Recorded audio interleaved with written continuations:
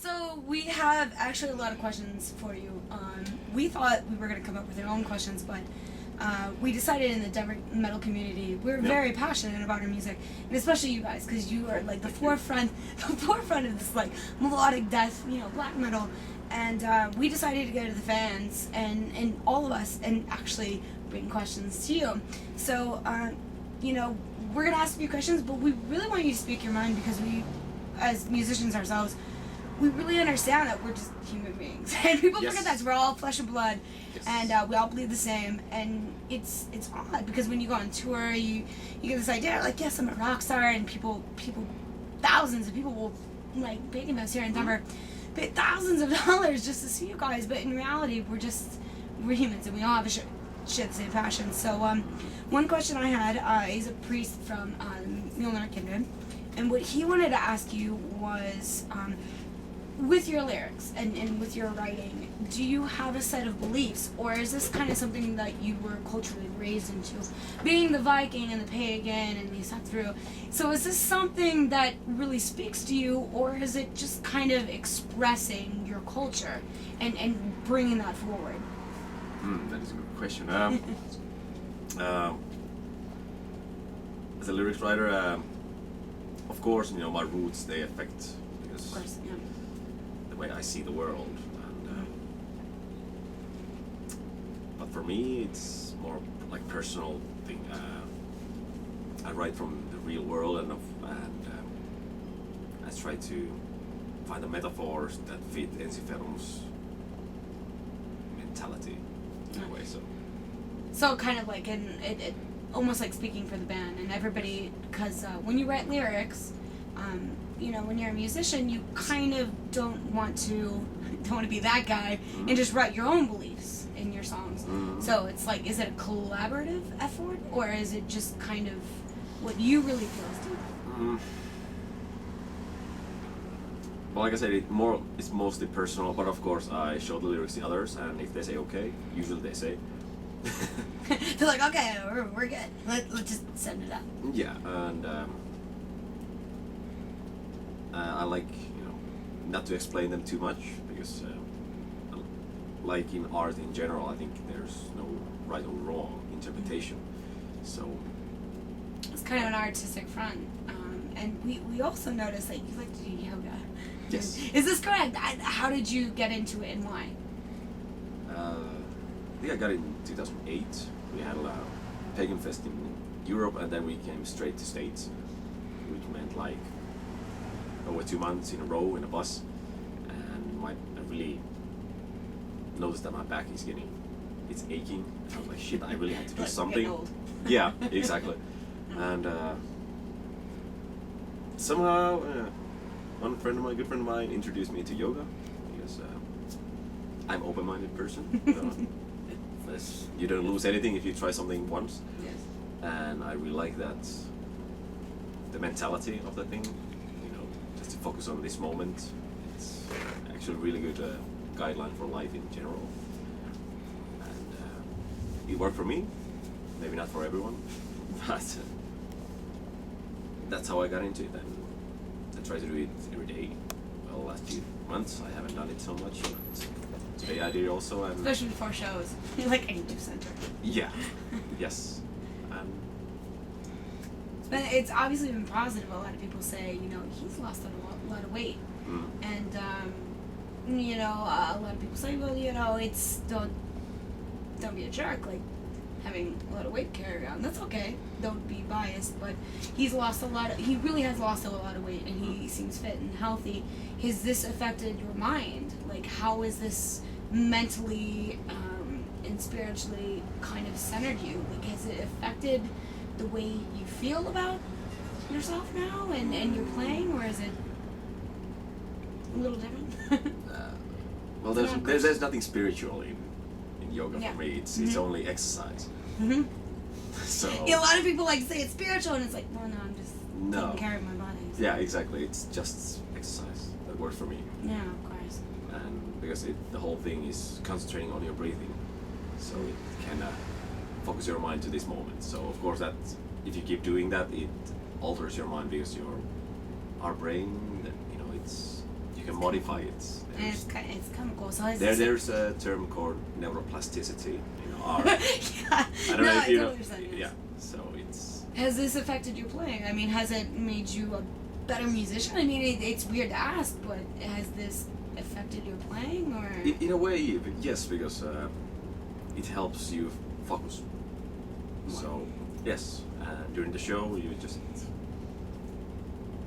your mind don't wander so much. You're just there. So when you step out on stage, it's like, I mean, at this point, you played so much, you don't get the jitters, because a lot of starting musicians, I think the biggest thing that people struggle with is anxiety, and being in front of people and wondering, what are they thinking of me? Do I suck this bad, or these kinds of things? And I think at this point, has yoga even affected that a little bit? Because I do know at some point you do get nervous, but how is that? Especially with traveling and playing so much in your yoga, how has this affected you? it's an odd question. Yeah, it's an odd question. I don't know. Of course, before every show, I think it's really good to have butterflies in your belly a little bit. Yeah. And because every show is different. It's different. Yeah, if it starts to become like too routine, then it's time for a break. Like I'm done. Yeah. I need time out. Yeah. And that's fantastic. Another question we actually had from another fan. They wanted to know with Unsung Heroes, he had seen, and a lot of people, a lot of other metalheads had felt that with this new album, it had this 70s kind of rainbow kind of feeling to it. And, it's always great as a band to change things up, but not completely change yourself and sell yourself out. So when you went through this album and each song, did you have influences from the 70s, or it just came out that way? Well, every album is a kind of picture of a certain time frame of a band's life and everybody's personal life. And I think Unsung Heroes reflects really well the last few years of the band. And I think Markus was kind of the main composer anyway, even though we arranged everything together. He had this progressive thing going on, and we're open-minded. He brought some ideas. How about this and this, and everybody was really into it. We're really into it, and yeah, let's try different kind of stuff and have more Moog sounds or progressive things. It's really natural.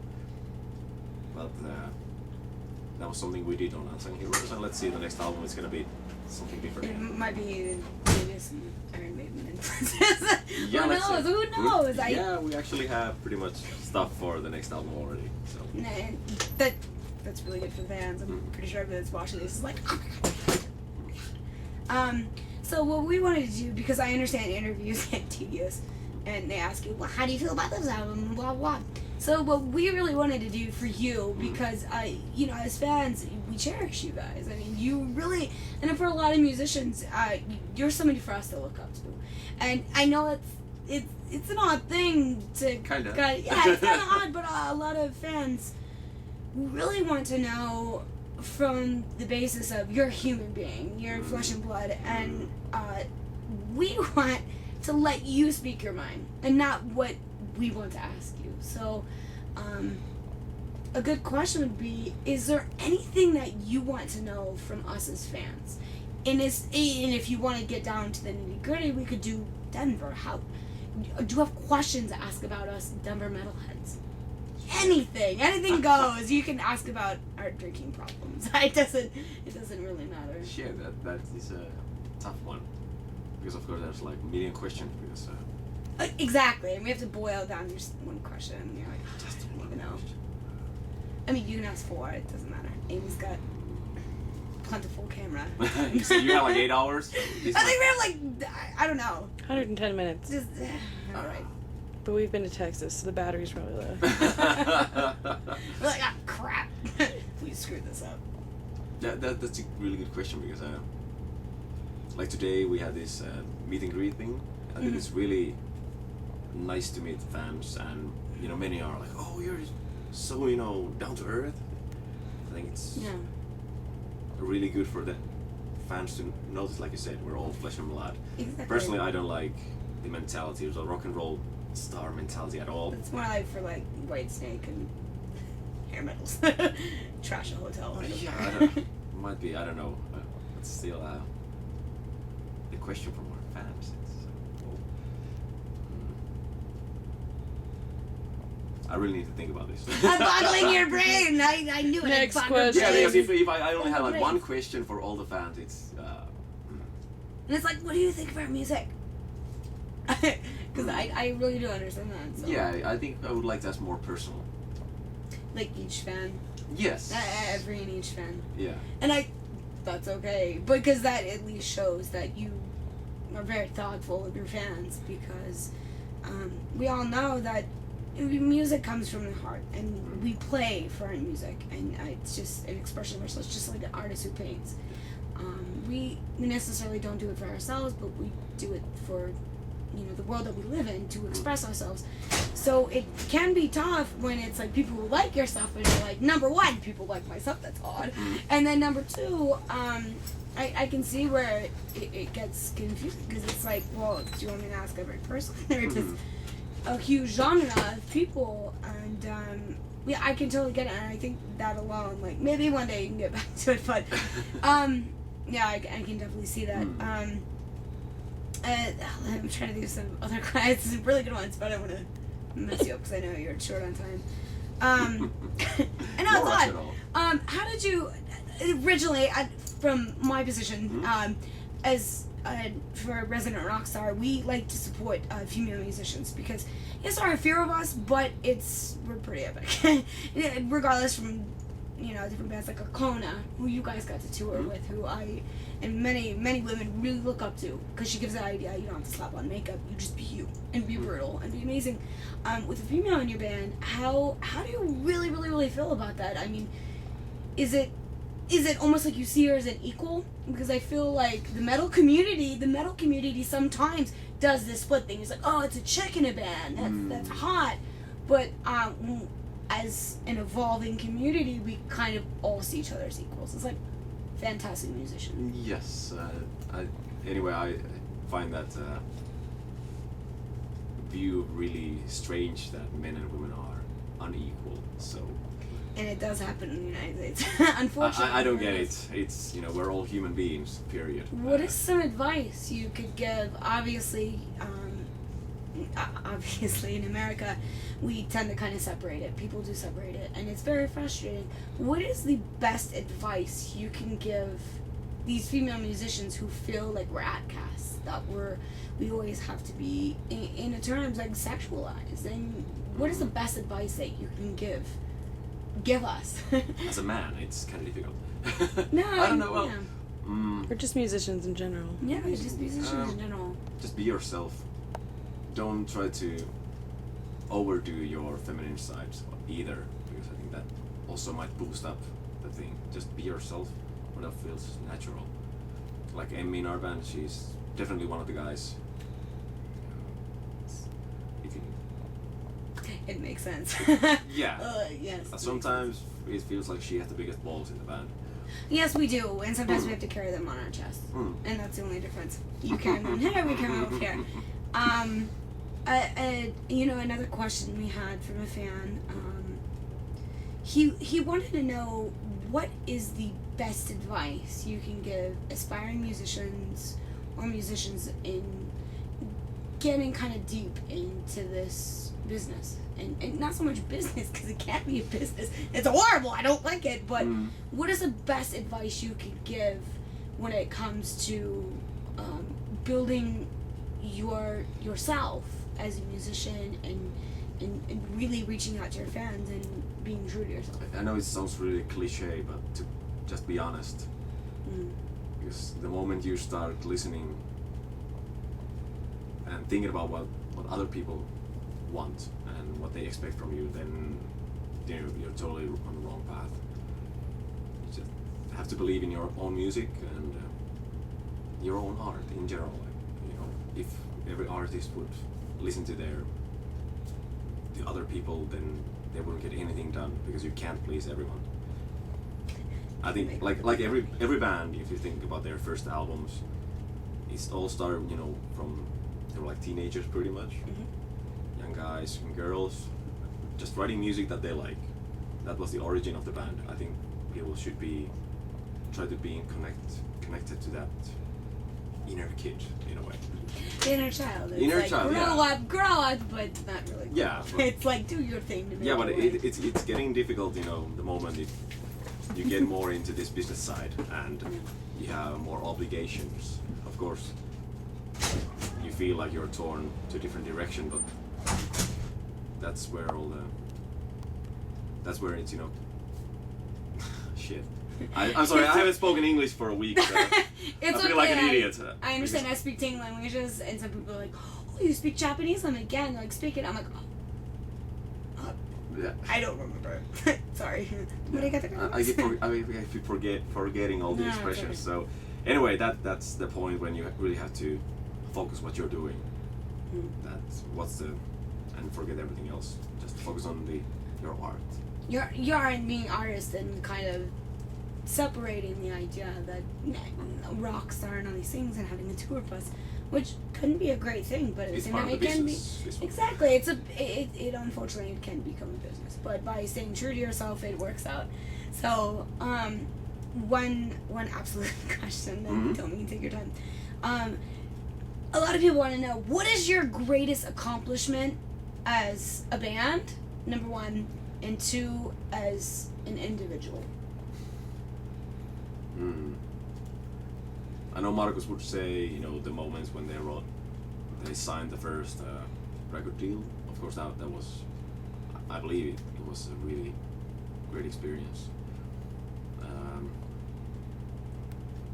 I think some of the biggest festivals we played, like Wacken, first time, those were really great experiences. Because it's a lot of people. A lot of people And it's friends. It's not even people or fans. It's like, Exactly. these are my brother. These are my Exactly. shield brothers and sisters. Yeah. Coming to support me and Yeah. loving me and, And after- loving them. And after our own show, you know, going back to the front row to see the next band yourself, that feeling, that's really Yeah. great. And also the first tour in States, well, anyway, North America, those are really great experiences.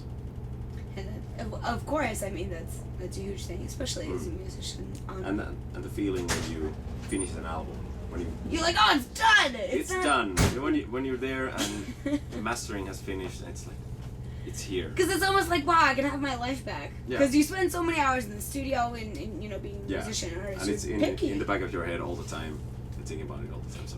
Is there anything in your life, since we're interviewing you and not the rest of the band, which is, it's okay, I know they're busy, but is there anything you as a person, besides music, that you feel proud and accomplished by? Other than music, is there something that really kind of grinds you down to the heart? Well, of course, there are many things. And That's a difficult question because music is so big part of my life. Yeah. Everyday life, so. Maybe it's the fact that you've done what you've done, and that's a very good accomplishment in itself. Yeah. So, and you've been able to sit through so many interviews at the same damn questions. It gets exhausting. So, one last silly question. My buddy Ricky, we've been growing up together, and he wanted to know, will you come drink with us? And I was like, I'm not going to plug you, so you don't have to answer that. But I thought, for the fans, he said, come to our hotel and drink. So, Well, actually, tomorrow is a day off, and that means today is gonna be a party. And you know, anyway, it's the first day of the tour. Yeah. You know, meeting all the bands and crew, and so I think today.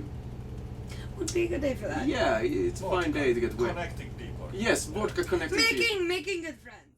And Yes. vodka makes very good. Hi folks, this is Sami from Ensiferum and you're checking out Resident Rockstar. Stay tuned.